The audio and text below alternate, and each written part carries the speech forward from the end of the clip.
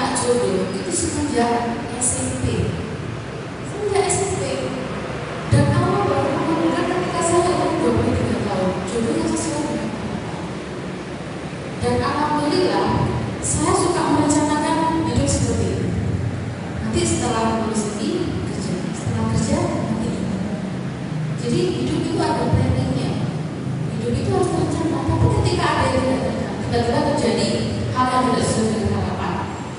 Sama yang terbaik harus selalu berpikir positif.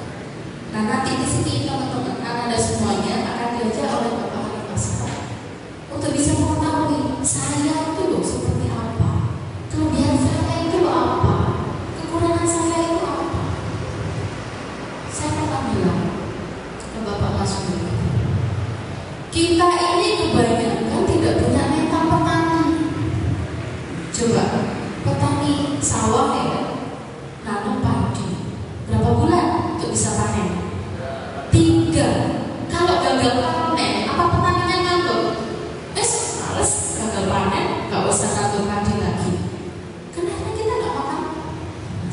Tapi ketika gagal panen, tetap diulangi lagi. Karena yakin, karena punya impian, suatu saat nanti pasti. Teman-teman, Anda semua yang ada di sini juga sama. Sekarang sudah yakin, harus yakin. Kuncinya hanya yakin. Satu hari ini bisa merubah masa depanmu. Satu hari ini bisa merubah masa depanmu. Harus yakin. Kalau tidak yakin, mohon maaf, orang naik sepeda nggak yakin, jatuh. Itu intinya harus yakin. Oke? Nah, selanjutnya ini sekedar profil tentang Inspirindo. Jadi Inspirindo itu adalah lembaga training untuk kita sama-sama sharing memperbaiki sumber daya manusia.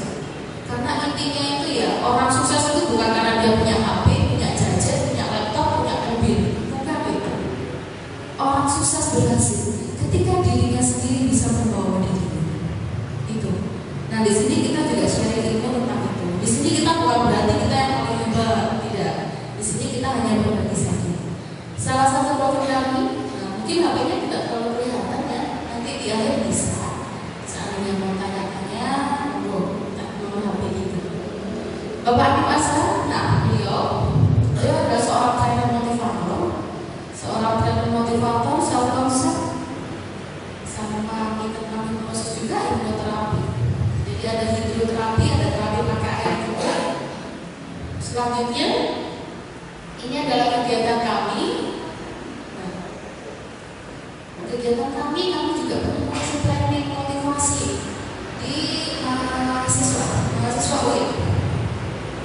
Jadi pelatihan karir. Jadi semua orang sebenarnya memang butuh motivasi. Nah di sini diajari nanti teman-teman semuanya ketika jatuh bisa berdiri sendiri. Tidak harus tunggu. Ya aku lagi down, aku lagi bete. Kalau yang kasihnya motivasi. Ya di sini nanti bisa kita belajar. Selanjutnya ini adalah fire walking. Ini jadi di sini melatih keberanian juga. Untuk seperti ini nggak perlu puasa rutin, nggak perlu datang ke dukun. Semua orang bisa. Hanya caranya saja.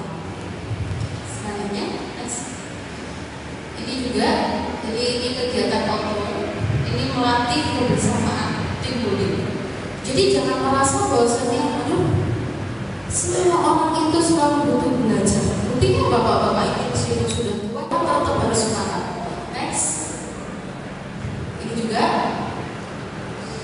Next, ini kita dengan ITS. Oke, selanjutnya. Ya, kita ingin tadi sampaikan, kita ingin sharing-sharing saja, kita ingin bermain saja, ya. Tidak usah tegang, tidak usah takut karena saya tidak menakut-nakuti. Ya, iya. Jadi ada di semua hormati. Forum kita santai, tapi satu hal yang ingin selalu saya sampaikan. Saya ngisi training dimanapun selalu saya tekankan. Bukan hanya untuk siswa, untuk guru-guru, untuk karyawan, selalu saya sampaikan satu hal. Kita santai, tetapi harus saling menghargai. Itu yang penting. Sepakat? Sepakat? Oke. Menghargai banyak hal boleh, ya. Jadi minum boleh, tidak apa-apa. Menghargai contoh seperti ini. Ketika ada orang yang berbicara di depan siapapun dia, maka seyogianya kita harus berusaha menghargai dengan mendengarkan. Ya, ketika ada yang ingin ngomong, wah nanti saya kasih tempat, silakan di depan menggantikan saya, kita gantian, boleh. Sepakat nggak kalian seperti itu? Sepakat? Jadi kalau nanti ada yang mau ngomong sendiri, wah gantiin saya, boleh kok. Saya tidak akan marah, saya persilakan, silakan. Ya, biar kalian tahu bagaimana saya rasanya bicara di depan itu seperti apa. Kok gampang kok mas? Iya, dicoba aja tidak apa-apa. Silakan saya kasih tempat dalam 10 menit aja. Nanti bicara kayak apa nanti coba. Sama halnya ketika kita mendengarkan para penyiar radio, kok gampang cuma gitu aja ya, gitu kan? Sudah ada yang pernah jadi penyiar radio atau ikut di situ? Sudah ada? Belum ada. Alhamdulillah, saya di radio sudah, di televisi sudah, semua jadi pemateri, ya bukan penyiar. Tidak gampang. Nah, nanti juga saya sampaikan bagaimana saja kita bisa menguasai forum, kita bisa menyampaikan sesuatu di depan audiens boleh. Nanti akan saya kasih cerita-cerita yang nyata saja. Tidak perlu kita banyak bicara tentang konsep, tetapi cerita-cerita yang banyak itu bisa menginspirasi kita. Nah, ada yang saya hormati. Tadi itu adalah sekilas profil saya. Dipanggil Pak Hanif boleh, ya, panggil yang belakang Pak.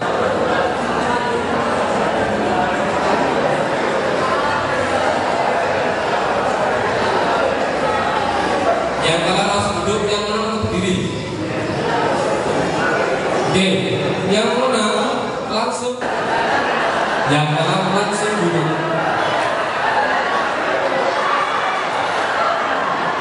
Yang kalah langsung duduk.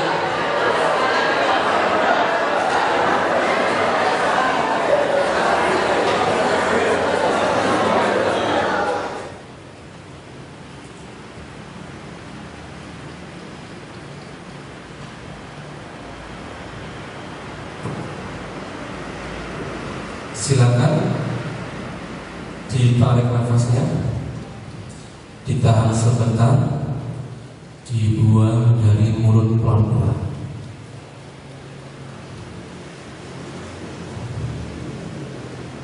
Diulangi lagi, silakan diulangi.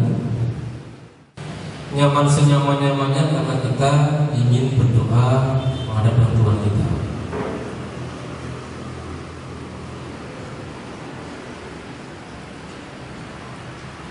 Pastikan Anda merasakan betul-betul nyaman, Anda merasakan tekanan yang luar biasa. Hirup, nikmati, serta rasakan setiap nafas yang keluar dari mulut kita.